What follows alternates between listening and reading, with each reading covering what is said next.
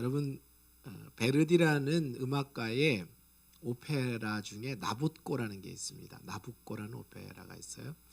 그 오페라의 이제 내용이 이제 다니엘서의 내용입니다. 그런데 거기에 이제 히브리 노예들의 합창이라는 내용은 여러분이 들어보시면 많이 들어봤다는 그런 내용이 있습니다. 히브리 노예라는 것은 이 바벨론의 포로로 갔던 다니엘과 같은 이제 그 시대에 히브리의 노예로 간 거죠. 그러니까 잡혀간 포로된 사람들, 이 다니엘 친구들도 사실은 다 그 나라의 노예급으로 잡혀간 겁니다. 뭐하러 잡아오겠습니까? 반역을 못 일으키게 할 수 있는 것도 있지만 지도자들 있지만은 근본적으로 노동력으로 쓰려고, 자기 식민지의 노동력으로 쓰려고, 노예화해서 쓰려고 이제 데리고 오는 거죠, 자기 나라로. 그 히브리 노예들이 이제 찬양하는 합창이라는 내용이 나오는데 들어보시면 아실 거예요. 내가 가사는 모르겠지만 따라라라 따라라라라라따 따라라라라라라 따라라라라 따라라 따라라라라라따 많이 들어보셨죠? 자, 그 노래가 이제 히브리 노예들의 합창이라는 아주 유명한 곡입니다. 왜 이 말씀드리냐면 그 나부코라는 말이 바로 느부갓네살을 말하는 거예요. 느부갓네살이라는 이 임금을 주제로 한 오페라예요. 그런데 이 느부갓네살은 성경에 이제 번역을 느부갓네살이라고 했지만 역사 속에 이제 영어로 보면은 네부카드네자르라는 임금입니다. 바벨론의 2대 왕인데 바벨론 1대 왕은 이제 바벨론을 건국을 했고 2대 왕인 이 네부카드네자르는 천하를 통일합니다. 당시에 세계 최초로 이집트도 깨버리고 당시 아시리아라는 아수르라는 강대국도 깨버리고 그냥 완전히 중동 전체를 처음으로 최초로 통일한 왕입니다. 그러니까 전쟁터에 가서 그 모든 전쟁에 앞장서서 징기스칸처럼 다 그냥 싸그리 밀어버리는 그런 이제 대단한 용맹한 황태자였죠. 그러다 보니까 또 얼마나 잔인하게 이를 데가 없느냐. 전 세계를 통일하려면 만만하겠습니까? 북한 하나도 통치하려면 확 그냥 김정은처럼 무시무시하게 하게 되는데, 그러니까 잔인하게 이를 데 없고 아나무인이고 천상천하 유아독존 자기밖에 모르는 인간이에요. 절대 권력자일 뿐만 아니라. 자, 근데 이 사람이 오늘 2장의 내용을 보면 꿈을 꾸는 거죠. 밤에 뭔가 꿈을 꾸고 이게 그냥 꿈이 아니라 예지몽이고 영몽인데 있습니다. 다 개꿈이 아니에요. 태몽도 있고 길몽도 있고 흉몽도 있고 그러지만 이 예지몽이라는 게 있습니다. 영적인 꿈이라는 게 확실히 있어요. 그러니까 이게 뭘 꿨는데 모르겠는 거예요. 그러니까 오죽하면 꿈 하나 때문에 지금 번민하여 잠을 못 자다가 이게 밤에 불면증을 시달리는 이 꿈 때문에. 그러다가 이제 안 돼가지고 그 나라의 모든 박수와 술객과 모을 수 있는 사람은 다 모으는 거예요. 점쟁이, 마술사, 과학자, 영매, 철학자, 하여튼 이 땅에 있는 모든 지혜자라는 자기가 아는 사람들 싹 다 모으는 겁니다. 근데 참 우리가 생각해 보면 이렇게 생각돼요. 아니 꿈 하나가 뭐라고? 아니 밤에 꿈 하나가 뭐라고 좀 이딴 일을 벌리냔 말이죠. 잠도 못 자고 왕이. 근데 그 당시에는 이게 고대의 이제 예지몽이라는 게 죽이고 죽는 정치에, 그러니까 죽고 사는 우리가 역사의 사극들을 보면은 이게 오늘 요즘 태조 이방원이하고 이성계 그다음에 이방원이 이제 정몽주 죽이고 막 선주교에서 막 정도전하고 싸우고 우리 역사를 보고 있지만은 이게 죽고 죽이는 싸움이거든요. 그러니까 이 정치 세계에서라는 거는 완전히 이게 생존 경쟁이기 때문에 이런 어떤 비상한 이상한 꿈인데 이게 도대체 그냥 꿈은 아니에요. 분명한 거는 이게 개꿈이 아닌 거예요. 이게 뭔가 자기의 미래를 나타내는 꿈이에요. 내용을 이제 보시면 2장의 내용을 보시면 이게 분명히 어마어마한 꿈인데 그 마지막에 돌이 날라와서 신상을 딱 때려버리거든요. 그리고 이게 다 그냥 풍지박산이 나는 꿈이니까 이게 보통 꿈은 아니에요. 확실하게. 그러니까 자기의 운명에 관한 꿈인 게 분명한 거예요. 이게 잠을 못 자르고 번민해서 잠을 못 자게 됩니다. 여러분 우리가 사람 잠 못 자는 이유리 많아요. 요즘 잠 못 자시는 분들 많잖아요. 잘 자는 분들은 감사한 건데 하여튼 피곤하면 자요. 사람이 너무 어떻게 보면 편해서 잠을 못 자는 거예요. 몸이 피곤해 죽으면 코 골고 자지 뭐.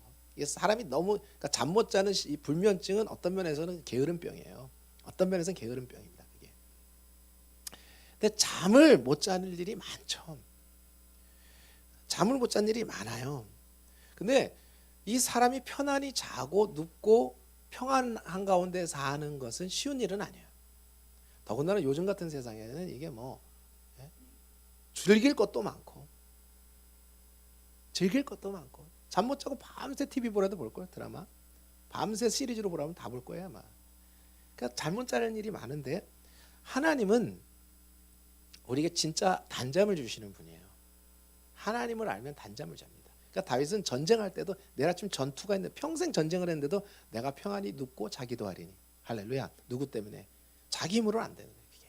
하나님이 평안한 잠을 주셔요. 그러니까 하나님을 신뢰하면 신뢰하고 알면 알수록 하나님이 깨닫게 하시고 길을 보여주시면 자는 거예요. 저도 보니까 잠을 못 잘 때 이게 길이 안 보이니까 잠을 못 자거든요. 길이 안 보여요. 근데 기도하고 하나님 앞에 나갈 때 하나님 어떤 길을 딱 보여줘요. 그럼 잠이 옵니다. 길이 딱 열리고 이게 답이다라는 게 딱 느껴지면 이렇게 가면 돼라는 판단이 있으면 잠이 옵니다. 해결이 보이는데 뭐 안심이 되는데 하나님이 잠을 주셔야 돼요. 또 하나 잠을 잘 자는 방법은 관계가 편해야 돼요. 평화가 너무 소중한 게 관계가 깨지면 잠 못 잡니다. 누구하든 관계가 한 사람하고 흐트러지면 잠 못 잡니다.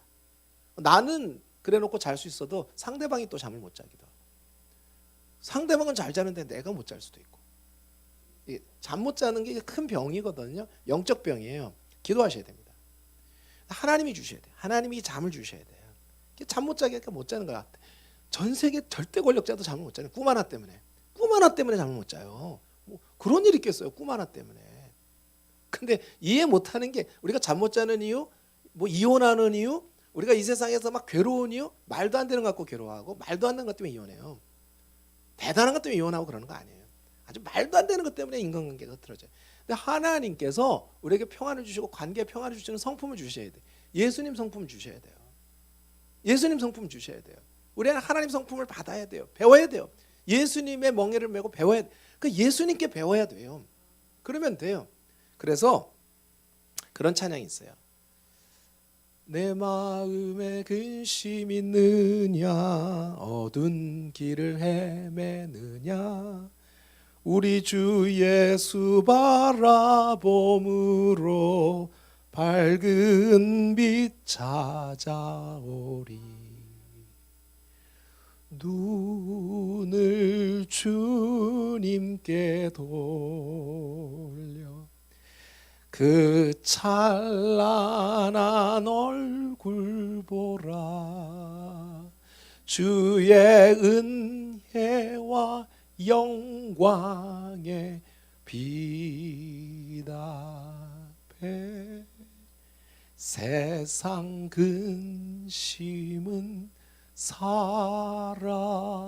사라지네. 정답입니다. 정답입니다. 그 은혜와 평강의 빛 앞에 세상 염려는 빛 가운데 어둠이 물러가듯이다. 어둠이 문제가 아니에요. 빛이 없는 거예요. 우리에게 빛이 없기 때문에 못 자는 거예요. 평안이 없는 거예요. 전수 소집을 합니다. 전수 소집을 해가지고 야 내가 뭔가 뇌 속으로 이상과 꿈을 환상을 봤는데 모르겠다. 이게 뭔지 아무리 생각난다. 뭔가 대단한 건데 아무리 생각해도 안 돼. 너희들이 맞춰 그 꿈과 해석을 보여. 그랬더니 이 모든 사람들이 헉 해가지고 아니 왕의 심중에 생각하는 것도 아니고 잊어버린 꿈 아무것도 근거도 없는 거를 지금 이 꿈을 세밀하게 알라는 거예요. 그냥 무슨 꿈이라는 것도 아니고 세밀하게 그 꿈을 설명해봐. 이게 스토리가 확실한 꿈이거든요. 그리고 그 해석을 보여. 말이 됩니까? 왕이요. 꿈을 말씀하시면 해석을 말할게요. 그건 우리가 잘 수 있습니다. 왕이 이렇게 얘기합니다. 날 바보로 아냐? 내가 그럴 것 같은 니들 왜 모아? 내가 꿈이 있으면 같으면 나도 해석을 해보고 뭐 너희도 불렀겠지. 내가 뭐에 전수조사를 하고 지금 다 모아놨겠냐? 이 세상에 지혜자란 지혜자는 박수, 술객, 점쟁이 뭐 하여튼 있는 것들은 왜 다 모아놨겠냐? 날 바보로 하냐? 만약에 이걸 풀면, 꿈을 풀고 해석을 하면 상상할 수 없는 재물과 명예와 권력을 주겠다. 내가 걸겠다, 내가 왕으로서. 근데 만약에 못 풀면, 못하면 너희 몸을 쪼갠다. 쪼개고 너희 집을 거름더미로 만들겠다.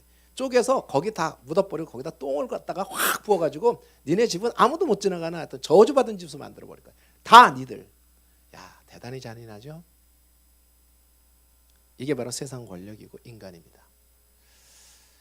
그러니까 이제 이 사람들이 왕이요, 어찌 이런 일을 우리에게 말씀하십니까?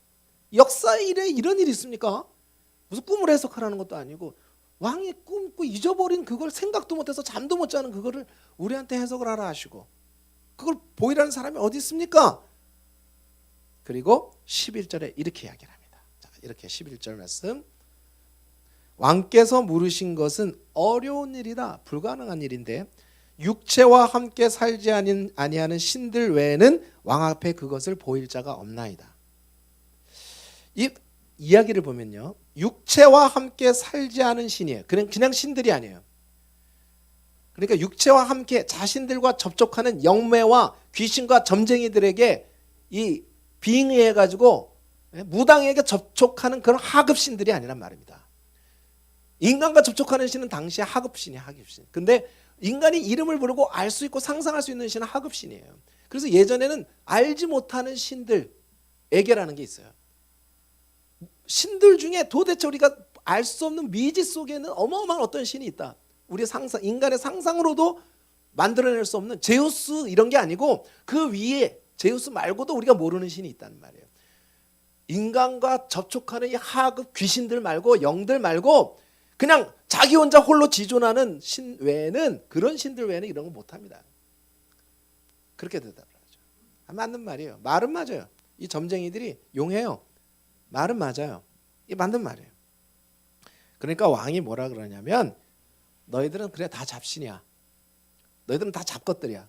그러니까 너희들이 지금 거짓말과 요설로 나를 여태껏 뭐 신과 내통하고 신의 계시를 보여준다고? 신과 너희들이 접촉하고 신의 계시를 보여주고 신으로부터 뭘 계시를 받아서 나한테 미래를 알려준다고? 그거 다 니들 사기친 거지? 이거 못 보이면 너 다 가짜야. 너희들에게 여태까지 내가 투자했던 돈, 시간, 너희들에게 물으러 갔던 거, 너희를 내가 존경했던 거, 신들에게 있는 자들이라고 존경했던 거 내가 후회가 된다. 돈이 아깝다 니들. 안 돼. 그리고 못한다고 대드니까 얼마나 성질이 불같은지 다 없애버려. 이것들 다 없애버려. 지금 필요 없는 것들이야. 그리고서 이제 잠을 며칠 동안 못 잤으니까 이 사람이 제정신이 아닌 거예요. 지금 이 잠을 며칠 못 자면 사람이 제정신이 아닌 거예요. 거기에 속에 분노가 있고 이 평안이 없는 사람들은요, 이게 튀어나옵니다. 반드시 튀어나옵니다. 어떤 상황 속에 튀어나와. 그러니까 이게 다 없애버려. 내가 너희들에게 지금 노란한 것만 해도 억울해. 가짜 것들, 잡것들 이러면서 지금 다 죽여버려간 거예요. 그러니까 왕이 근위 대장 아리옥이 하나씩 다 쳐 죽입니다. 많이 죽었을 거예요. 몇몇 아주 뭐 영화에서 보듯이 몇몇 쳐 죽이고 그다음에 남은 것들, 저 숨어 있는 것들을 다 죽여. 왕이 명령이 하도 급하니까 죽이려고 나가고 있다는 장면이 바로 오늘 성경의 얘기예요. 그때에 14절부터 이제 앞에 얘기이고 14절부터 그때에 다니엘과 그 친구들도 다 죽이라는데 다니엘하고 딱 마주친 거예요. 그럼 다니엘도 죽어야 돼. 지금 다니엘도 죽어야 되는 상황입니다. 이것이 인간 역사와 인간 세상의 핵심 메시지입니다. 사람을 의지하고 사람이 권력을 잡고 사람이 절대 힘을 잡고 사람이 절대적인 부와 권력과 힘을 잡으면 어떤 일을 하는가요?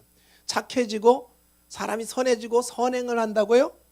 뭔가 견제하는 힘이 있으니까 그렇지, 견제하는 힘 없이 절대 지존으로 서게 되면요, 절대 권력자로 서면 이게 예외 없이 사람이 가는 길입니다. 도덕성, 인간성, 인격의 치명타를 입어요. 여러분, 우리가 돈, 명예, 권력, 지성 이거 다 세상의 끝까지 올라가려고 하죠. 올라간 결과가 이거예요. 예외 없습니다. 내가 그 자리에 가면요 다 똑같아.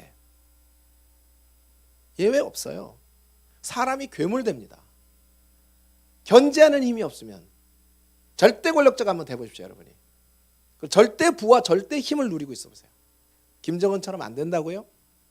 이게 본성이고 이게 말하기 꺼려지는 거지만 불편한 진실입니다. 이게 우리의 본질이에요. 누구 뭐라고 할 거 없습니다. 이게 인간 세상과 역사의 핵심 메시지예요. 그냥 이게 반복일 뿐이에요. 역사는 이게 반복일 뿐이에요. 그나마 견제함이 있어서 또 누구를 치기도 하고 또 뒤엎기도 할 뿐이지. 자, 그 상황 속에 그때 놀라운 일이 벌어집니다. 이 세상 속에서 벌어질 수 없는, 이 세상 속에서 벌어질 수 없는 신앙의 세계에서만 벌어질 수 있는 일이 벌어집니다. 14절부터 보면 14절부터 다 같이 읽습니다. 오늘 그때에 왕의 근위대장 아리옥이 바벨론 지혜자들을 죽이러 나가매 다니엘이 명철하고 슬기로운 말로 왕의 근위대장 아리옥에게 물어 이르되 왕의 명령이 어찌 그리 급하냐 하니 아리옥이 그 일을 다니엘에게 알림에 다니엘이 들어가서 왕께 구하기를 시간을 주시면 왕에게 그 해석을 알려드리이다. 야, 여기서 중요한 게 나오죠. 첫 번째 말입니다. 다니엘이 명철하고 슬기로운 말이에요. 그냥 나오고 다듬어서 되는 게 아닙니다. 그러니까 사람이 지식으로 다듬어서 나올 수 있는 게 있고요. 이거는 영적인 세계에서 나오는 말이에요. 그러니까 하나님이 그 안에서 하시는 거예요. 이게 영적인 하나님과 동행하는 사람이 성령을 통해 하는 말입니다. 이거 그냥 세상의 지식과 배운 것으로 해서 해결. 그러면 바벨론 지혜자와 지식자들과 점생이들과 철학자들이 해결을 했어야지. 왕을 똑같이 이렇게 왕의 마음을 누그러뜨릴 수 있어야 되는데 못하고 더 열만 붙는 거예요. 열만. 그냥 완전히 왕의 열불이 나게 만들어버린 거예요. 그게 지혜자들의 결국 결론이에요. 아무리 인간의 말 갖고 안 되는 거예요. 근데 여기서 우리가 하고 싶은 꼭 말은 뭐냐면요. 그냥 짚고 넘어가겠습니다. 이건 핵심 주제가 아니기 때문에 말이 변해야 됩니다. 내 언어를 돌아보십시오. 여러분 예수 믿는다 그러고 언어가 거칠고 언어가 훈련 안 된 사람은 믿는 게 아니에요. 말은 인격이고 신앙입니다. 말과 신앙을 분리할 수가 없어요. 말과 신앙을 분리할 수가 없어요. 내가 신앙은 좋은데 입이 거칠다? 내 신앙이 그거밖에 안 되는 거예요. 우리가 뭐 그렇다고 꼭 좋은 말만 할 수 있는 건 아니에요. 본성상. 그러나 분명한 성경이 말하는 거는 우리 언어도 변한다는 거예요. 말에 온전한 자는 완전한 자다. 그러니까 소나 말은 이 뚜레로 제어가 되는데 사람의 말은 제어가 안 된다고 그랬어요. 근데 말이 죽고 살리는 거거든요. 말에 죽고 삶이 있습니다. 오늘 이 상황 보세요. 당장 죽느냐 사느냐가 다니엘의 말 한마디에 달렸던 거예요. 좀 죽이러 나간 건데 뭐 그냥. 그래서 이 인생의 모든 문제의 10중 8구는 말의 문제입니다. 관계가 깨지는 문제는요 다 말의 문제입니다. 정확하게 말하면 말의 문제예요. 관계의 문제는 말의 문제예요. 말과 분리될 수 없어요. 근데 그 말은 마음의 성품에서 나옵니다. 말은 이게 입으로 나오는 게 말이 아닙니다. 이 안에 있는 게 나오는 거예요. 내 안에 있는 게 다 튀어나옵니다. 말로. 그러니까 하나님이 우리의 마음과 성품을 다스려 주셔야지 이 기술로 훈련한다고 말의 법 무슨 여러분 요즘에 카카오톡이나 이런 데 나오는 무슨 이런 법, 말 잘하는 법, 대답하는 법, 관계하는 법, 처세술 그거 해갖고 될 것 같으면 그건 어떤 기술로서는 할 수 있는지 몰라도 진정성으로 움직일 수 있는 게 아니에요. 하나님이 거룩한 성품, 예수님 성품 주셔야 됩니다. 우리에게서 나올 수 있는 게 아니에요. 하나님으로부터 받아야 되는 거예요. 비가 하늘에서 내려오듯이, 비가 하늘에서 쏟아지듯이. 이거 기도하셔야 될 것 같아요. 저 여러분들이. 말, 나의 말. 그래서 말은 꼭 세 가지 황국문을 지나가야 된다고 그래요. 그러니까 핵심만 하겠지만 한번 꼭 실천 한번 해봅시다. 뭐냐면 첫 번째 이 말이 진실한 말인가 생각해요. 진실한 말인가. 두 번째는 이게 필요한 말인가. 세 번째는 이것이 친절하고 따뜻한 말인가. 말을 하기 전에 세 가지 황금문을 지나가야 돼요. 첫 번째 진실한 말인가. 두 번째 필요한 말인가. 세 번째 따뜻한 말인가를 거치고 나가면 쉴 수가 없다. 이 유대 탈무드에 나오는 얘기입니다. 이것이 우리가 훈련을 꼭 되기를 바라요. 예수님 안에서. 말이 그 사람입니다. 말이 신앙이고 말이 인격입니다. 그러니까 물건의 품질이 있듯이 언어의 품격이 있거든요. 말의 품격이 있습니다. 오늘 이 부분. 자, 그런데 이거는 그냥 한번 점검하고 꼭 나가야 될 부분이라서. 자, 그런데 이 사건을 딱 할 때 이 사건을 왜 하나님이 일으키시죠? 왜 이런 일을 성경에 기록하고 이건 하나님께서 어떤 사건을 우리가 보여주시고자 허용하시고 하나님의 계획 속에서 일어나는 일이죠. 어떤 사건이죠. 그러니까 우리에게 어떤 인생의 절박한 사건도 오고 생명을 하는 문제도 오고 막 잠을 못 자는 이런 문제들이 올 때 그때는 그 사건의 시험지 속에서 하나님이 원하시는 나만의 답을 찾아야 돼요. 다 다릅니다. 똑같은 사건이 일어나는데 하나님이 담임 목사인 저에게 내미시는 시험지가 다르고요. 여기 장로님에게 내미시는 시험지가 다르고 권사님에게 내미시는 시험지가 다르고 청년들에게 똑같은 한 교회의 사건 중에 여기 평범한 분들에게 내거시는 시험지가 다릅니다. 답도 다 달라요. 옆에 거 베껴 쓴다고 정답 안 됩니다. 나에게 말씀하시는 답이 있어요. 그거 찾아야 됩니다. 그러니까 사건 속에서 하나님이 나에게 말씀하시는 답을 찾아. 그러니까 다니엘이 그걸 알고 있는 거예요. 그 답을 찾고 있는 거예요. 지금 어떤 사건 속에서 하나님이 나에게 지금 뭘 말씀하시고 있지? 내가 어떤 답을 써드려야 되지? 이 문제에 대해서. 자, 신앙의 세계에서 좀 말씀을 드리고 싶은 거예요. 신앙은 이 현상의 차원이 아닙니다. 현상의 차원이 아니에요. 현상계가 아니에요. 다른 차원이 있는 거예요. 이건 하나님의 차원이에요. 사람은 하나님이 땅을 다스리게 하셨고 땅에 살지만 하늘 세계가 있습니다. 우리는 다 땅에서 살고 땅에서 이 천지 만물처럼 살아가요. 하늘 세계가 있다고요. 하늘의 세계가 있어요. 영적 세계가 있습니다. 이걸 못 볼 뿐이지. 그래서 오늘 계속 나오는 단어가 은밀한 것을 드러내는, 숨겨진 것, 은밀한 것을 드러내시는 분, 은밀한 것을 드러내시는 분, 깊고 은밀한 것을 드러내시는 분. 이 장에 계속 반복되는 단어입니다.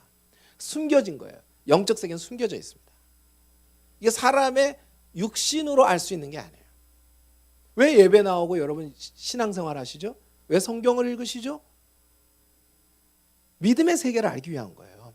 땅의 세계는요, 그냥 인문학, 과학, 세상의 과학 책 보고 아시면 돼요. 굳이 하나님 앞에 와서 인문학, 과학, 돈 버는 법, 지식 책에 과학 물으실 필요가 없어요. 그거 이 땅에 다 있어요. 그냥 하나님 놔두신 거예요. 우리는 그것 때문에 신앙생활 하는 게 아닙니다. 그건 아주 하나님의 세계에 비하면, 하늘의 세계에 비하면 땅이 하늘에서 높은 것과 같이, 하늘이 땅에서 높은 것과 같이 하류 지식들이에요. 삼류 지식들입니다. 우리가 이 땅에서 먹고 살고 살아가는 지식들은 사실은 삼류 지식들이에요. 그걸로 사람이 행복할 수 있는 것도 아니고, 그걸로 만족할 수도 있는 것도 아니고, 그걸로 우리가 온전하게 속 사람이 강건해질 수 있는 게 아니거든요. 아니거든요. 이 지식을 위해서 말씀하시는 거예요. 문맹이란 말 있죠. 글을 모르는 분. 글을 모르는 분이 어떻게 문학의 세계를 알겠어요? 컴맹이 있죠. 컴퓨터를 모르는 분들이 무뚝게 세계. 요즘 백신 패스 어른들은 어디 못 들어가요. 이걸 할 줄 몰라가지고 백신 하나 이렇게 패스하는 것도 못해가지고 이걸 컴맹이라고 합니다. 컴퓨터의 세계는 아무것도 몰라. 깜깜합니다. 장님입니다. 악맹이란 게 있어요. 악맹. 악맹은 뭘까요? 음악의 문맹이야. 음악을 몰라요. 아니 도레미파 솔라시도를 모르는 사람이 어떻게 음악의 세계를 알겠어요? 그 영감의 세계를 알겠어요? 우리가 모르는 거 많습니다. ABCD를 알아야 되고 그 다음에 도레미파 솔라시도를 알아야 음악도 알고 글의 세계도 알고 문학의 세계도 아는 거예요. 그래서 성경을 알아야 영적 세계가 열립니다. 성경을 알아야 영적 세계가 열립니다. 성경을 모르고 문맹, 그러니까 우리는 성맹이에요. 성맹. 하나님 말씀을 모르는 성맹들이에요. 장님들입니다. 온통 육의 것들에만 눈이 밝아요. 그걸 말씀하시는 거 있죠.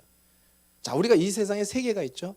물질계가 있고, 그 다음에 식물계가 있고, 동물계가 있고, 인간계가 있습니다. 그런데 물질의 세계와 식물의 세계는 극복할 수 없는 질적 차이가 있습니다. 그러니까 돌과 식물을 어떻게 비교하겠어요? 그러니까 단순히 우리가 돌과 식물이라 그러지만 이 생명과 비생명은요, 극복할 수 없는 질적 차이가 있습니다. 그 식물과 동물의 세계도 꽃과 예를 들어서 개를 비교한다 그러면 이게 단순히 차이가 아니에요. 극복할 수 없는 질적 차이가 있습니다. 극복할 수 없는 세계, 거리가 있어요. 세 번째, 동물계와 인간계, 개와 사람을 비교하면 극복할 수 없는 질적 차이가 있어요. 그냥 차원의 차이가 아니에요. 이거 완전히 다른 세계예요. 개의 세계와 인간의 세계는 완전히 다른 세계입니다. 마찬가지로 우리가 사는 인간의 세계와 하나님의 세계는 완전히 다른 세계예요. 극복할 수 없는 다른 세계예요. 높고 높고 깊고 지극히 높은 거예요. 그 세계를 알도록 성경을 주시고 하나님이 우리에게 말씀하시는데 관심이 없다면, 여기에 관심이 없다면 그냥 짐승이나 똑같은 거예요. 이 땅에 짐승처럼 사는 거예요. 이걸 과격한 표현이라 하실지 모르지만 그냥 그게 맞는 겁니다. 그 말이. 하나님의 세계를 모르고 개가 아무리 잘 산들 인간 세계를 범접이나 하겠습니까? 그러니까 오늘 우리가 하나님의 세계를 열도록 만드셨어요. 우리에겐 영혼을 창조하셨고 하나님 만드셔서 영을 불어넣었단 말입니다. 우리는 하나님의 세계에 접근할 게 만들어놨어요. 이 영적 세계를 모르는 거는 너무 가슴 아픈 일이에요. 영적 세계에 관심이 없는 거는 너무너무 가슴 아픈 일이에요. 우리가 얼마나 큰 축복을 받았는데요. 우주와 만유 중에서 이 인간계가 끝이다 라고 생각하고 현상계가 끝이라고 보이는 게 다고 보이지 않는 세계를 모르는 생각은 무지와 무식의 극치입니다. 이게 전부라고 생각하고 사는 거는 무지와 무식의 극치라니까. 영적 세계를 모르는 거는. 하나님의 세계를 모르는 건요, 그게 다라고 생각하는 생각은 이 땅이 끝이고 사람이 동물하고 똑같이 살아간다고 말하는 거는 무식의 극치입니다. 무지의 극치입니다. 요즘 젊은 애들이 말하는 대로 끝판왕이에요. 끝판왕. 하나님이 이걸 알게끔 우리에게 지금 주시고 있는 거예요. 그래서 김수환 추기경이 이런 말을 했습니다. 죽음 너머의 세계가 있다. 그것은 아직 펴보지 않은 책과 같다. 죽음 너머의 세계는 아직 내가 읽어보지 않은 책과 같다. 인간 세계에 설명할 수 없는 것들이 너무 많아요. 생명의 의미, 삶의 의미, 죽음의 의미, 그리고 죽음 넘어서의 의미, 죽음 저편의 영혼의 의미, from the earth to the eternity, 지상에서 영혼까지. 우리는 그걸 하나님께서 땅에서 하늘까지 이게 닿도록 만드신 존재예요. 이걸 말씀하고 있는 거예요. 하루살이가 이솝우화에 이런 얘기가 나옵니다. 하루살이가 이제 메뚜기하고 대화를 해요. 하루 종일 놀러 나갔어요. 실컷 놀았어요. 너무너무 좋아요. 근데 저녁쯤 이제 해가 너거니어지니까 이제 그 메뚜기가 헤어지면서 하루살이가 이제 끝날 때가 됐으니까 내일 보자. 하루살이한테 내일 보자 그랬어요. 그랬더니 하루살이가 내일이 뭔데? 아니 저 지금 태양이 가라앉잖아. 어둠이 왔잖아. 저 태양이 다시 떠오라. 다시 떠올라. 하루살이가 뭐라 그러냐면 아니 지금 다 뭐가 내려갔고 저게 컴컴한데 뭐가 다시 떠올라. 뭐가 다시 떠오른다는 거야. 난 아무리 생각해도 모르겠어. 두 번째, 메뚜기하고 개구리가 또 놀았어요. 메뚜기하고 개구리가 막 놀다가 이제 봄, 여름, 가을을 놀았어요. 놀다가 이제 겨울이 가까우는 거예요. 메뚜기가 동면에 들어가야 되잖아요. 그래서 개구리가 메뚜기한테 내년에 보자. 내년에 봐. 그랬더니 메뚜기가 내년이 뭔데? 지금 가을에 낙엽 다 떨어지고 식물들 다 죽었잖아. 이제는 뭐 우리 살 수도 없고 먹을 것도 없잖아. 근데 내년에 새싹이 올라와. 가을에 강물도 얼어. 그리고 눈이라는 게 오거든. 날씨도 굉장히 추워져. 메뚜기가 눈이 뭔데? 물이 왜 얼어? 난 물 어는 걸 본 적이 없거든. 물이 얼음 되는 걸 본 적이 없거든요. 내일이 없다고 없는 게 아니고 내년이 없다고 없는 게 아니고 영원히 없다고 없는 게 아닙니다. 그러니까 우리가 이 세상에 살면서 하루살이처럼 그러고 하나님 앞에 있으면서 이 영혼의 세계를 말을 하면은 관심이 없을 수 있다는 거죠. 자, 이걸 하나님께서 이제 보여주시는 거예요. 이 세계를 우리에게. 자, 그래서 이 문제가 어떻게 해결되는가? 혹시 지금 굉장히 더우시면 저 에어컨 좀 끄셔도 되고요. 조절을 온도를 좀 해주세요. 제가 이렇게 서 있어서 그런지 여기 굉장히 덥네요. 여러분 괜찮아요? 아, 그러니까 제가 이 세계에 서 있습니다. 그러니까 여기가 지금 공기가 막 더워서 안 끄셔도 돼요. 여러분 성도들이 괜찮으시면. 저는 굉장히 더워요. 여기가 막 공기가 답답합니다. 여기서 여기가 그렇게 달라요. 그래서 혹시 성도님들이 지금 더우실까봐 제가 말씀을 드리는 거예요. 괜찮으시면 괜찮겠습니다. 자, 근데 이게 어떻게 풀어지느냐? 자, 이 세계가 어떻게 풀어지느냐? 17절 보세요. 17절. 다 같이 17절, 18절 읽습니다. 시작. 이에 다니엘이 자기 집으로 돌아가서 그 친구 하나냐와 미사엘과 아사랴에게 그 일을 알리고 하늘에 계신 하나님이 이 은밀한 일에 대하여 불쌍히 여기사 다니엘과 친구들이 바벨론의 다른 지혜자들과 함께 죽임을 당하지 않게 하시기를 그들로 하여금 구하게 하니라. 자, 이 문제가 어떻게 풀어지죠? 기도로 풀어집니다. 기도로. 그러니까 혼자 풀 수 없는 기도예요. 다니엘도 기도의 사람이고 1장에서 보면 그냥 하나님 앞에 하나님께서 지혜와 총명을 주시니까 환관장에게 지혜를 얻어서 혼자도 극복할 수 있는 일인데 이 문제는 혼자 극복할 수 없는 문제예요. 이게 가능한 얘기입니까? 근데 왕에게 대답할 때 놀랍잖아요. 왕이요, 기한을 주시면 이걸 알고 해석을 알리리이다. 이런 대답이 이게 지금 면피하려고 하는 일이에요. 그 잠깐 더 며칠 더 살고 싶어서 하는 얘기예요? 아닙니다. 확신이 있는 거야. 하나님이 이 사건 속에 내게 내민 시험지 속에 이 답이 뭔지를 찾고 있는 거예요. 하나님의 사람들은 이렇게 살아가야 될 줄 믿습니다.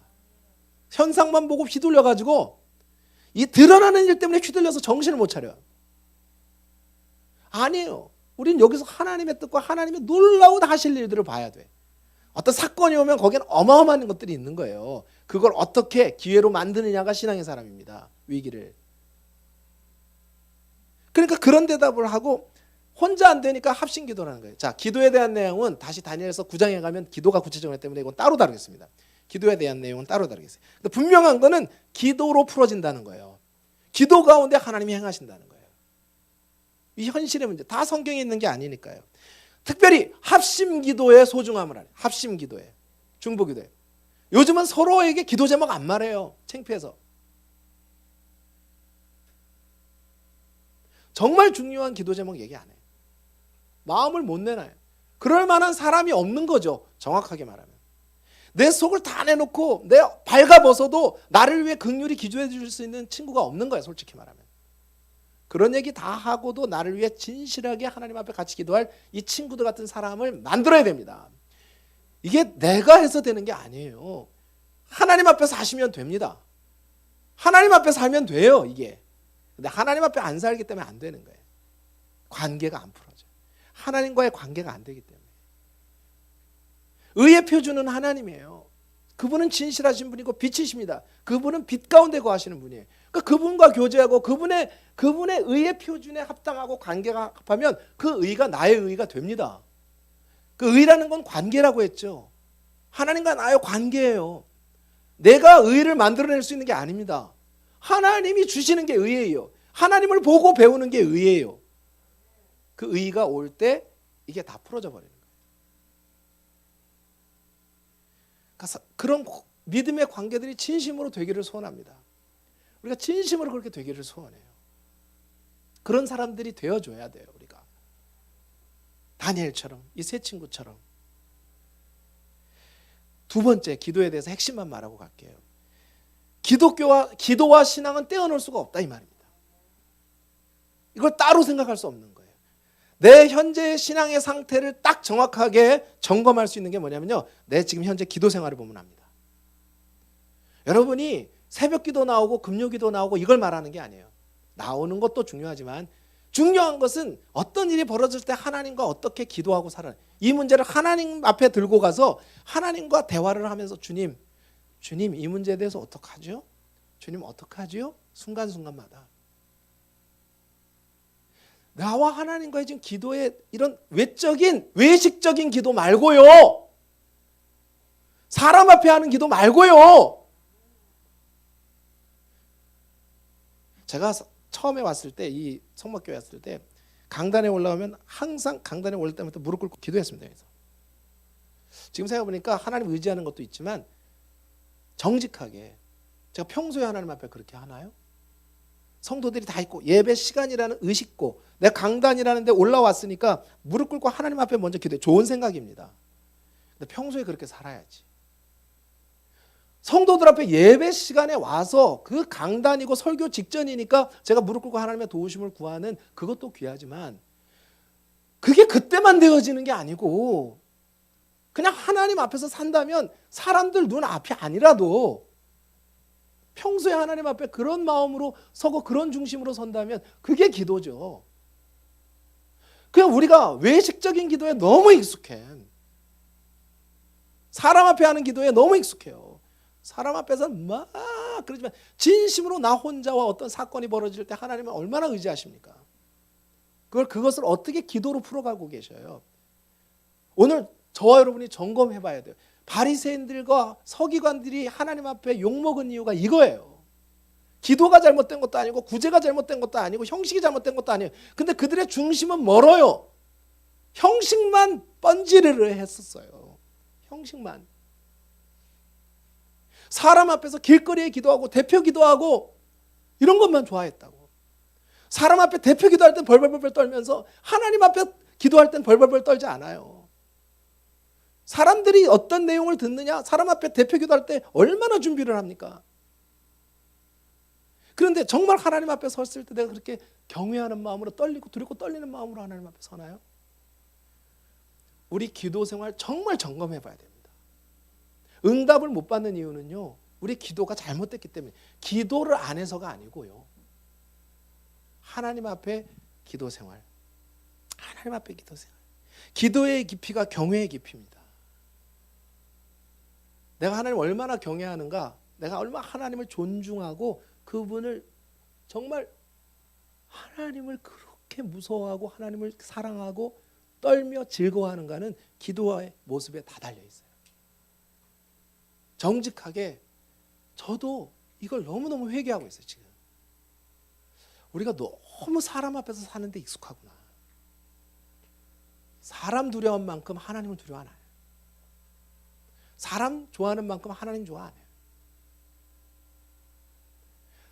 그러니까 신앙이 아무 능력이 없지. 의미가 없어요. 주일날 예배드리고 이렇게 딱 하고 그 다음 일주일 동안 마음대로 살아. 하나님과 동행 정직하게 얘기해 봅시다. 주일날 예배 시간 말고, 이거 예배 시간에 와서 우리가 은혜 받고 하나님 또 새 힘을 주시지만 일주일 동안 하나님으로부터 계속 공급을 받으시나요?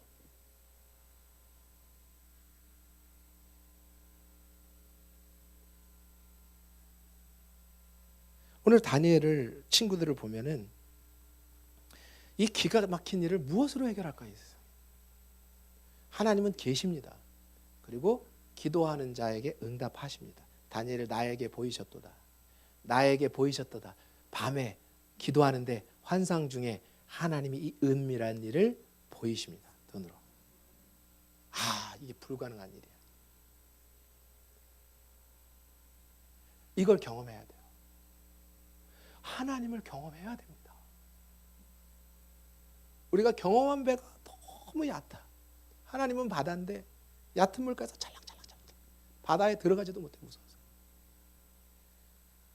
하나님을 경험하실 수 있기를 저와 여러분에게 축원합니다. 하나님을 경험해야 돼요. 기도가 죽으면요, 하나님 멀리하고 떠나는 건 시간 문제입니다. 여러분, 하나님 떠나는 거, 신앙 떠나고 지금 신앙생활 멀리하는 거요, 기도가 죽은 거예요. 여러분 기도가 죽어들기 시작하면 하나님 멀리하는 것은 시간 문제입니다. 세상의 유혹과 죄와 여러분 온갖 육이 막 끌어대니는 욕심과 이 쾌락의 유혹에 못 이깁니다. 그거를 이길 수 없어요. 기도가 죽으면 다 죽는 거예요. 그래서 우리 교회에 제가 기도를 어떻게 할까 지금 굉장히 고민입니다. 개인 기도도 해야 되고 합심 기도도 해야 돼요. 정말 기도에서 합심해서 풀어질 일이 있어요. 혼자 해서 안 되는 기도는 합심해야 풀어집니다. 뭐 부모님 구원하는 문제라든지 아주 급박한 문제들은 합심해서 기도해야 돼요. 그런 기도의 친구들이 좀 생겨나야 되고 교회가 좀 그렇게 기도하는 교회가 되기를 진심으로 바랍니다. 바라고 원하고 소망합니다. 우리 교회 그렇게 한번 만들어 봐요. 그래서 제가 고민하는 게 어떻게 할까? 지금 금요기도에 나와서 설교하고 개인기도 이런 게 제가 수요일 날 이제 우리가 저녁 기도회를 좀 만들려고. 기도회 하는 게 아니라 그날은 기도 인도하는 사람도 없어요. 그냥 와서 기도하는 건데 저녁 6시부터 10시까지 제가 이 본당과 밑에를 다 열어놓고 자연스럽게 이 찬양과 이런 걸 좀 틀어놓으면서 여러분들이 하나님 앞에서 기도할 수 있는 그런 시간을 수요일 날 공동기 시간을 좀 만들려고 그래요. 그건 자유입니다. 여러분들이 와서 할 수도 있고 안 할 수도 있고 집에서 다 하실 수 있는데 그러나 이제 금요일 날은 말씀도 전하고 또 통성기도도 하고 또 개인기도도 하고 그러니까 기도 형태가 수요일과 금요일과 좀 달라져야 돼요. 근데 개인이 하나님 앞에 무릎 꿇고 정말 하나님과 독대하는 정말 하나님과 함께하는 그 기도를 맛을 봐야 되고 그걸 경험을 해야 되는데 오늘 우리가 그냥 사람 앞에 기도하고 뭐 이렇게 뭐 형식적으로 기도하는데 너무너무 익숙한데 기술이 하나님 앞에 다듬지 않은 돌처럼 정말 하나님과 함께 기도하는 그 신앙의 본질적인 모습들이 다 퇴색돼 가는 거예요. 오늘 우리가 기도를 다 죽어가고 있습니다.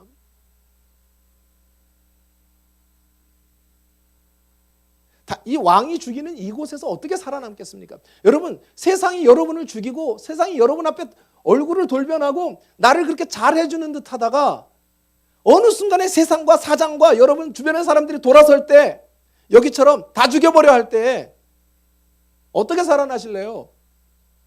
어떻게 살아나실래요? 세상이 여러분을 배반할 때 내가 정말 믿었던 사람들이 내게서 돌아설 때 내가 사랑하고 믿었고 헌신했던 사람이 나한테 돌아설 때 어떻게 이기실래요? 하나님밖에 없어요. 살아날 길이 없습니다. 평소에 기도 생활 하시고 어려울 때 힘들 때만 기도한다고 해결되는 게 아니고 하나님과 평소에 더 좋은 곳으로 더 충만한 곳으로 내가 온 곳은 양으로 생명을 얻게 하고 더 풍성케 하려는 것이라 할렐루야. 이 더 풍성한 세계가 있거든요. 분명히. 그래서 제가 주보사회에 풍성한 삶이라는 이 책을 지금 공부하고 스터디하자고 넣어놨습니다. 그리고 이 뒤에 있는 추천사도 넣어놨습니다. 제가 조금 읽어보니까 굉장히 우리가 신앙의 기초에 하나님이 계신가 안 계신가 신앙의 세계가 뭔가라는 아주 기초로 너무너무 잘해놓은 책이에요. 이거 스터디 하셔도 좋고 신청하셔도 좋고 안 하셔도 좋습니다. 근데 필요하신 분들은 구입도 해드릴 거고 우리 청년들은 신앙을 위해서 한 권씩 다 줄 거예요. 청년들은. 이제 하나님을 정말 갈구하고 찾아야 돼요. 다른 걸로 살아날 방법 없습니다. 여러분 몸 편하고 마음 편하고 세상에서 지위가 올라가고 부가 늘어난다고 사는 게 아니에요. 제가 최근에 정말 세상에서 성공한 연예인들 뭐 어떤 사람들 어떤 분들 부한 분들 세상에 이런 분들 다 만나는데요. 그 세계가 그리 행복하지 않더라고요. 진짜로 저는. 오히려 우리 평범한 사람보다 더 행복하지가 않아요. 높은 곳에서 떨어지면 더 아픕니다. 그냥 1층에서 떨어지면 살아요. 근데 5층에 올라갔던 사람이 떨어지려면 죽습니다. 그 세계가 그렇게 좋은 세계만은 아니에요.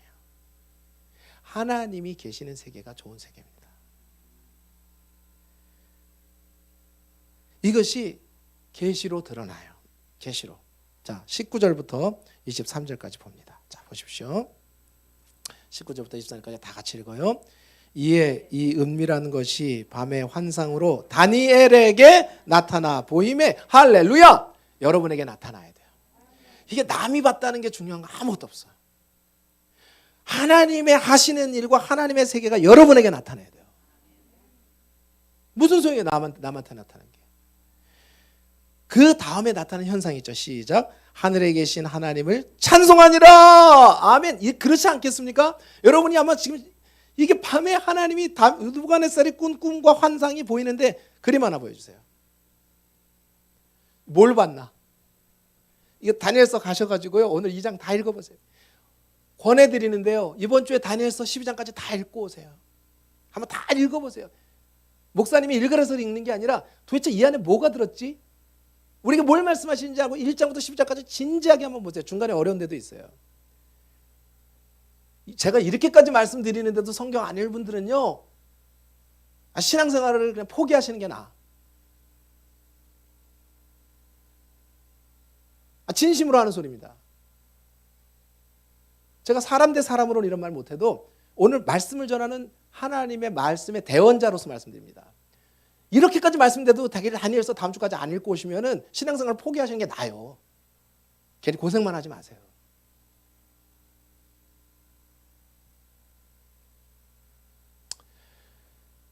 근데 이 내용을 보면 이런 걸 봤어요. 이런 걸 봤어요. 이건 이제 성경을 읽어보시면 나와요. 자, 이게 보이는데 여러분 찬송 안 하겠어요? 이런 일이 여러분에게 보이고 이 문제가 해결되고 생명이 살아났어. 다니엘과 친구들이 다 죽게 생겼는데 지금 살아났어요. 찬송이 안 나올까요? 하나님이 이런 걸 우리에게 여러분에게 보여주시면 찬송이 안 나올까요? 막 그 자리에서 이건 미친 사람처럼 뛰어다니는 거예요. 미친 사람처럼 뛰어날 거야 아마. 하나님이 내게 행하시는 일을 보이고요. 말씀이 보이기 시작하고요. 이 말씀의 맛이 느껴지기 시작하고요. 할렐루야! 그렇게 되시기 축원합니다. 이것보다 귀한 게 없어요. 막 춤추면 그 다윗이 그런 사람이에요. 그럼 맨날 시편에는 찬송이야, 찬송. 마지막 끝에 울음이 기숙하고 잠 못 자다가 왕이 슬프고 그냥 저기 뭐예요? 신하들 앞에서는 용감한 척, 담대한 척. 그런데 하나님 앞에 가면 주여 내 무릎이 떨리나이다. 내 심령이 떨려 죽겠나이다. 숨을 못 쉬겠나이다. 그러다가 마지막에 다윗이 맨날 하나님을 찬송하라. 하나님을 찬송하라. 이게 하나님이 주시는 능력과 해결과 이런 게 보여야지. 이게 신앙생활이지. 할렐루야. 올해 그렇게 됩시다. 많이 경험하세요. 근데 하나님을 경외하는 자에게 하나님 우습게 보는 사람에게 이런 거 안 일어나요.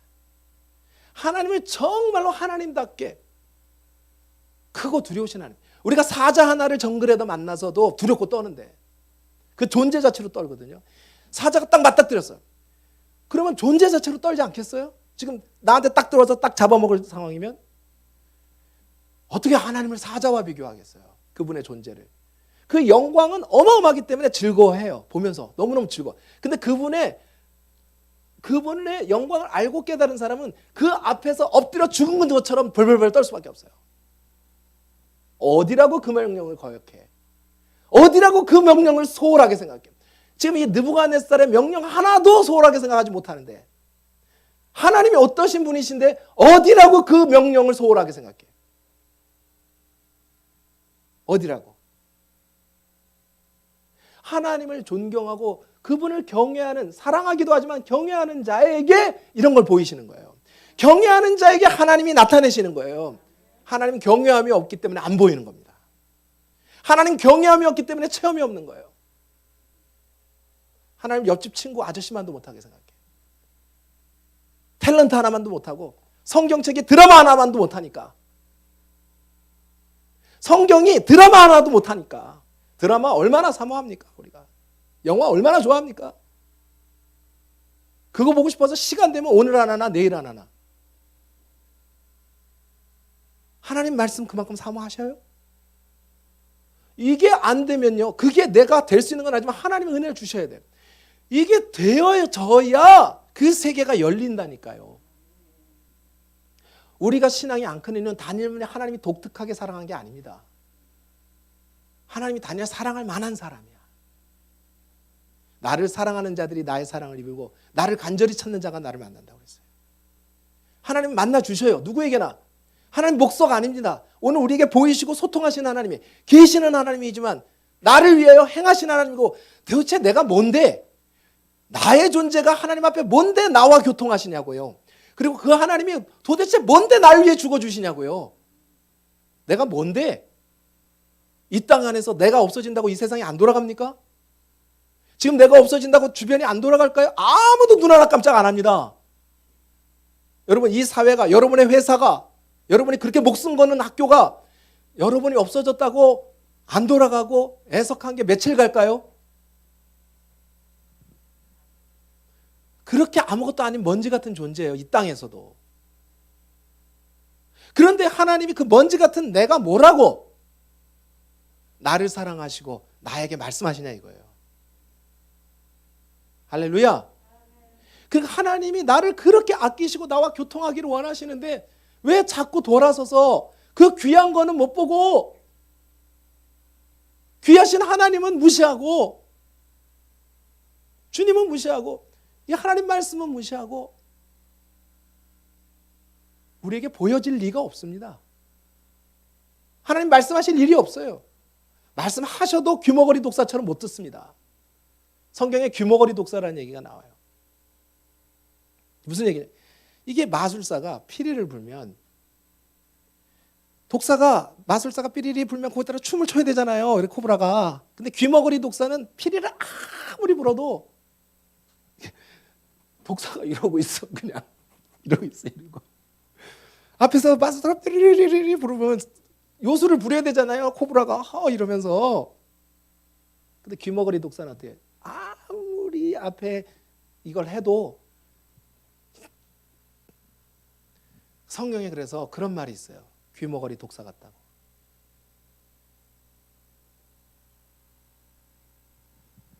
오늘 다니엘에게 하나님이 보이셨더니 20절 다니엘이 말하되 영원부터 영원까지 하나님의 이름을 찬송할 것은 지혜와 능력이 누구에게 있음이라? 그에게 있음이라. 21절 그는 때와 계절을 바꾸시며 왕들을 폐하시고 왕들을 세우시며 지혜자에게 지혜를 주시고 총명한 자에게 총명을 주시는 분이 하나님이시다. 할렐루야. 22절 다 같이 22절 그는 깊고 은밀한 일을 나타내시고 어두운 데 있는 것을 아시며 또 빛이 그와 함께 있도다. 나의 조상들의 하나님이여 주께서 이제 내게 지혜와 능력을 주시고 우리가 주께 구한 것을 우리가 누구에게 구한 것을 그에게 구한 것을 누구에게 알게 하셔요? 내게 알게 하신다.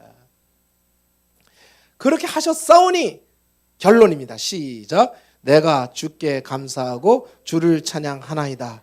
곧 주께서 왕의 그 일을 내게 보이셨느니라. 할렐루야. 이렇게 해봐요. 이렇게 하고 가슴에 손 얹고 내게 보이셨느니라. 내게 보이셨느니라. 하나님이 올해 저와 여러분에게 보이시기를 바랍니다. 이 세계가 보여지고 열려지기를 바랍니다. 할렐루야. 이게 기쁨이고 놀라움이고 찬양이고 하나님은 은밀하고 깊고 은밀한 일들을 다 드러내요. 영적 세계의 것들을 보여주셔요. 숨겨진 것들을 다 드러내죠. 이 첫 번째 느부갓네살의 꿈과 환상은요 다니엘서 2장부터 12장까지 계속 나오는 꿈과 환상의 밑그림입니다. 이게 알파벳이에요. A, B, C, D. 이 환상과 계시를 알아야 그 다음부터 나오는 모든 환상과 계시가 해석이 돼요. 그리고 이게 성경 전체에 흐르는 환상과 계시들과 하나님 역사에 하나님이 하실 일들에 대한 알파벳입니다. 너무 중요한 거예요. 그런데 제가 이거 해석 안 해요. 여러분들이 성경 보시면서 다 나와 있으니까. 또 기회가 있으면 다니엘서 공부를 한번 해요. 기회가 있으면 성경 공부 앞으로 진짜 성경 공부 좀 하자고요. 진짜 성경 공부. 자, 근데 이 사건에 대한 하나님의 의도가 뭘까요? 이 사건을 왜 이렇게 보이실까요? 자, 세 가지로 요약할게요. 첫 번째, 하나님은 따라해보세요. 하나님은 자기를 경외하는 사람들을 사랑하시고 보호하신다. 이게 첫 번째 메시지입니다. 하나님 멀리 계시잖아요. 자기 사랑하는 사람에게 가까이 계십니다. 그리고 목숨 걸고 지키십니다. 하나님의 명예를 걸고 지키셔요. 보이시고. 근데 그냥 사랑하시고 보호하시는 게 아니고 어떤 사람이요? 자기를 경외하는 자. 하나님 대접해드리는 사람들. 이 세상의 사장, 전무, 그 어떤 권력자를 무서워함보다 하나님을 정말로 더 높이 무서워하는 사람들. 사랑하는 사람들. 그 사람들. 그 느껴요. 두 번째, 하나님은 보이시는 하나님. 크고 은밀한 미를 보이시는 하나님이에요. 할렐루야! 보이십니다. 할렐루야! 우리에게 보이십니다. 눈이 열리셔야 돼. 저와 여러분의 눈이 열려야 돼. 이게 영적인 눈이 열려야 돼. 영적인 눈이. 컴맹돼도 돼요. 악맹돼도 돼요. 문맹돼도 돼요. 영적 세계가 열리시기 바랍니다. 이게 진짜 지식이에요. 이게 진짜 지식입니다. 이게 지혜고 명철입니다. 세상의 것은 공부해서 하세요. 그거 하나님 앞에 달라고 하지 마세요. 세상의 소학, 과학, 철학, 여러분이 먹고 사는 직업의 일들은요, 하나님께 구하지 마세요. 그냥 여러분이 공부하면 되는 거예요. 공부하면 되는 거예요. 그걸 왜 하나님 앞에 달라고 그래요? 열심히 해야지. 열심히 안 하고 하나님 앞에 달랐는데 백날 달랐는데 주나? 아끼지 않고 무슨 부자가 되겠으며, 자기를 제어하지 않고 어떻게 몸을 건강하게 하겠으며, 건강 주세요. 이거 사실 어쩔 수 없는 병들이 있지만 관리하셔야 됩니다. 내가 건강관리 안 하고 하나님 앞에 건강관리 해달라고 그러지 마세요. 내 몸을 함부로 대하면서 하나님 건강 주세요 그럼 줍니까? 이건 내가 그냥 하는 거예요. 건강관리도 지혜관리도 하나님이 물론 기본적으로 하시지만 우리가 구할 게 그런 것들이 아닙니다. 하나님이 크고 은밀한 일을 보이시는 걸 봐야 돼요. 할렐루야! 아멘 하셔도 될 것 같은데. 아멘. 이건 저한테 하는 게 아니고 주님 앞에 소원하는 마음으로. 세 번째는요, 하나님이 크고 은밀한 민들을 드러내시면 누구에게 드러내느냐? 경외하는 자에게. 할렐루야. 그러니까 성경에 두 가지예요. 하나는 경외라는 말은 이르하라는 단어입니다. 찾아가서 보세요. 경외가 어떤 뜻인지. 두 번째는 사랑이란 말은 아합입니다. 하나님은 경외하고 사랑하는 게 시너지가 나와. 자, 경외와 사랑이 같이 가요. 이 두 가지가 합쳐지면 어마어마한 게 나옵니다. 그러니까 하나님을 사랑하고 하나님을 경외하는 게 합쳐지면요, 다니엘 되는 거예요. 다니엘과 같은 사건들을 경험합니다. 이 똑같은 사건 아니더라도 인생 속에서 다니엘이 했던 경험들을 합니다. 하나님을 경외하고 사랑하는 자에게 지혜와 능력도 주십니다. 아멘. 그러니까 신앙은 뭐냐면요, 경외와 사랑이에요. 이르하와 아합입니다. 그 결과, 하나님을 경외하는 결과가 뭐로 나오냐면 순종으로 나옵니다. 여러분, 느부갓네살이 시위대장 아리옥이 다 죽여. 근데 왜 순종하죠? 왕의 명령이 얼마나 무섭습니까? 내가 죽게 생겼는데. 이게 진짜 경외하면요, 순종합니다. 그러니까 우리가 하나님 말씀 순종 안 되는 것은 경외도 안 하고 사랑도 안 하기 때문이에요. 정직하게. 이게 순종이 안 되고 변화가 안 된다? 하나님 경외함이 없는 거예요. 하나님 경외함이 너무 떨어지는 거예요. 그러니까 안 되는 거예요. 좌절로 됩니다. 무서우면. 어디라고 사정말을 거부하고. 사장이 시켜도 하는데, 사장이. 선생님이서도 하고. 위에 군대 가면 계급 하나 높은 사람 말도 안 들으면 안 되는데. 우리가 하나님으로 알면, 경외하고 그분을 사랑하고 좋아하면은요, 왜 순종이 안 되겠습니까? 하나님 말씀이 순종이 안 되고 하나님 말씀이 별게 아닌 거는요, 내가 하나님 무시하고 있다니까요. 진짜예요. 이 세상에 있는 뭐 하나만큼도 하나님 사랑 안 해요. 하나님 신경 안 써요. 신앙은 그런 게 아닙니다. 이게 신앙생활이 아니에요. 우리가 너무 신앙생활이요, 사실은 너무 경박해졌어요. 경외하는 게 아니라 경박해졌어요. 내 부모를 공경하라가 아니라 내 부모를 공격하라가 됐대잖아요. 저는 저와 여러분이 올해 하나님 경외하시기 바랍니다. 그에게 지식과 총명과 지혜를 주시고 당연히 따라오는 결과가 순종입니다. 하나님 경외하는 자에겐 이건 아주 자연스러운 거예요. 하나님을 경외하는 만큼 순종합니다. 그럼 그 경외 순종의 결과가 뭐예요? 변화하고 풍성한 삶이고 하나님이 성경에 약식하신 보호들이 옵니다. 이런 계시와 지식들과 하나님의 능력과 은혜가 옵니다. 은총들이 다 와. 은총들이 다 와요. 이거 누리고 싶으시지 않아요? 누리고 싶지 않으세요? 하나님 이거 주시는 분이에요. 이게 목적은 아니지만 이것도 받아 누려야 할 줄 믿습니다. 아멘. 사장한테만 잘 보여도요 특혜 주는데, 사장한테만 잘 보여도. 제가 어떤 분에게 부탁을 했어요. 어떤 사람이 있는데 이거 좀 해주시라고. 그 회사에서는 불가능한 거예요. 들어간 지 얼마 안 된 사람이. 근데 내가 사장하고 친하니까 해줘요. 서열이고 뭐가 없어. 해줍니다. 하나님을 가까이 하고 지극히 높으신 지존자 하나님을 찬양하는 자가 그분과 가까운 사람에게 뭐 두려움이 있겠고. 할렐루야. 오늘 이 하나님을 경외함을 찾으시기 바라요. 우리 중고등부 아이들, 청년들, 이 하나님을 경험하실 수 있기를 바랍니다. 그래서 나오는 결과가 뭐냐면요. 자, 하나님은 자기를 사랑하시는 자를 보호하시고 크고 깊은 일들을 드러내시는 분이시고, 그리고 경외하는 자에게 지혜와 모든 좋은 것을 주시는 분이에요. 이걸 드러내는 거예요. 이 경외의 결론은 오늘 나온 것처럼 감사와 찬송입니다. 경외의 결론은 감사와 찬송이에요. 하나님 사랑의 결과는 감사와 찬송이에요. 찬송하리로다. 지극히 높으신 하나님을 찬송하리로다. 은밀한 것을 나타내신 하나님을 찬송하리로다. 땅에 계신 한이 아니라 하늘에 계신 그 하나님을 찬송할지로다. 누가요? 절대주제. 하나님 같은 분이 없어요. 데스포테스. 만유의 절대 주권자입니다. 대주제. 모든 생명의 아버지. 영원하신 분입니다. 그분은 시작도 없고 끝도 없어요. 영원부터 계신 분이고 영원까지 영존하시는 분이에요. 이분이 우리 아버지입니다. 이분이 우리가 섬기는 하나님이에요. 할렐루야. 그래서 영원부터 영원까지 20절에 하나님의 이름을 찬송하라. 23절에 우리가 주께 구한 것을 알게 하셨사온즉 주께 감사하고 주를 찬양하나이다. 할렐루야. 결론이요. 평강과 풍성한 삶이고 찬양의 삶이에요. 오늘 우리가 슬프고 괴롭고 찬양도 없고 감사도 없고 하나님 찬양이 안 나오는 거는 이게 경외가 없는 거예요. 경외가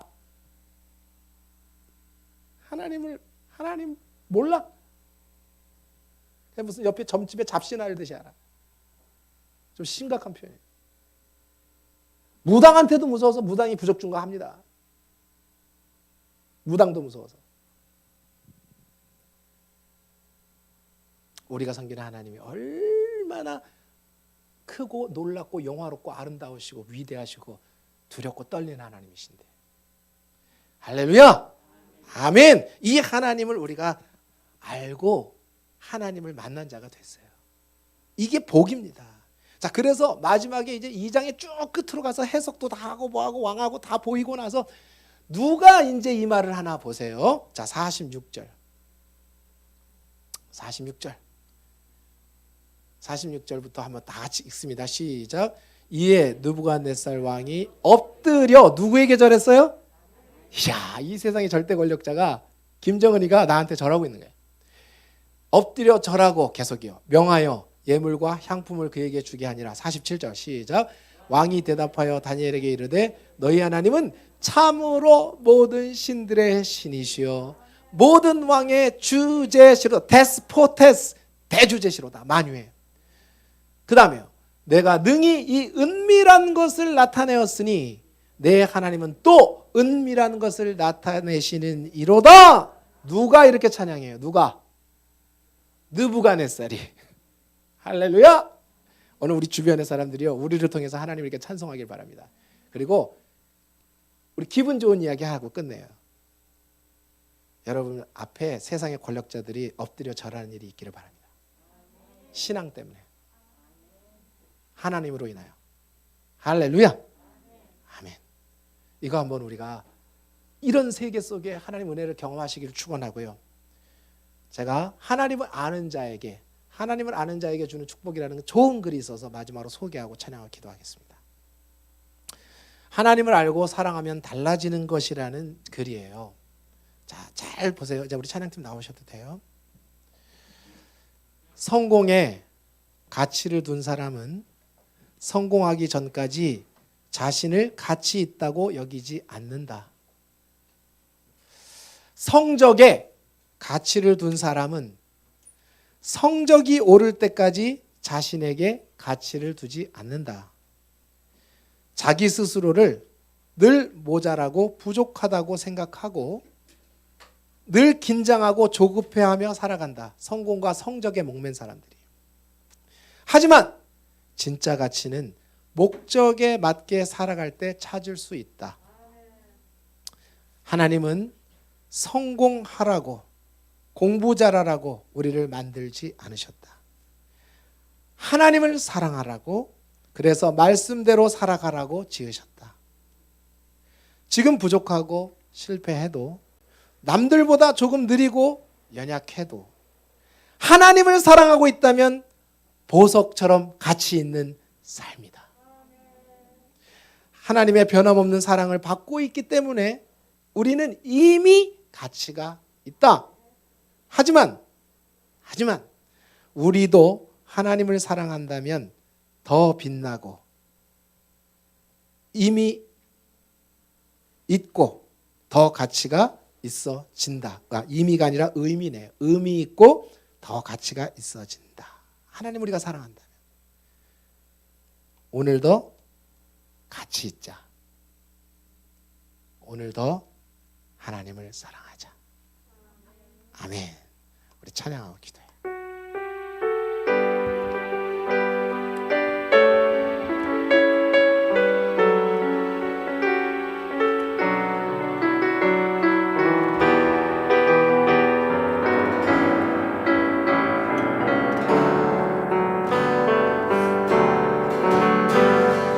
내 평생 사는 동안 주 찬양하리.